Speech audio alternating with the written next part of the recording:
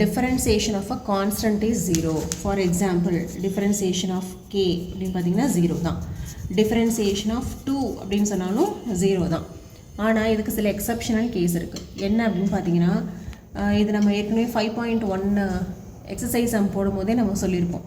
இப்போ ஒருவேளை இப்போ உங்களுக்கு வந்து இப்படி இருக்குன்னு வச்சுக்கோங்களேன், ஃபங்க்ஷன் k + 2 cos x அப்படின்னு இருக்குது அப்படின்னு வச்சுக்கோங்க.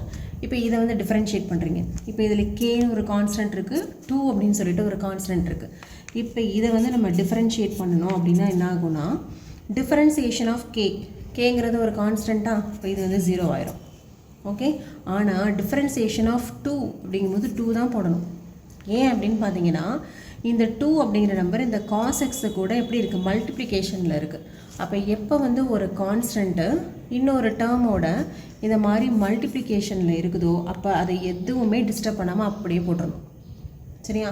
ஒருவேளை அந்த கான்ஸ்டன்ட் இந்த மாதிரி தனி டேர்மாக ஒரே ஒரு கான்ஸ்டன்ட் மட்டும் இருக்குது அப்படின்னா அப்போ தான் அதோட டிஃப்ரென்சியேஷன் வந்து 0. அப்போ இங்கே வந்து டிஃப்ரென்சியேஷன் ஆஃப் 2க்கு 2வே தான் போட்டுடணும். டிஃப்ரென்சியேஷன் ஆஃப் காஸ் எக்ஸுக்கு நமக்கு -sin x அப்படின்னு சொல்லிட்டு வரும்.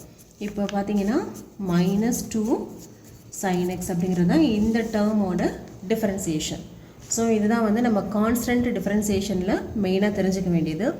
எப்போவுமே ஒரு கான்ஸ்டன்ட்டு இந்த மாதிரி தனியாக சிங்கிள் டேர்மாக வரும்போது அதை டிஃப்ரென்ஷியேட் பண்ணிங்கன்னா 0 தான் ஆன்சர். ஆனால் இந்த மாதிரி இன்னொரு டேர்ம் கூட அந்த மல்டிப்ளிகேஷனில் வரும்போது கண்டிப்பாக அந்த கான்ஸ்டண்ட்டாக அப்படியே போட்டுருணுமே தவிர டிஃப்ரென்ஷியேட் பண்ணி 0 அப்படின்னு சொல்லி போட்டுறாதீங்க.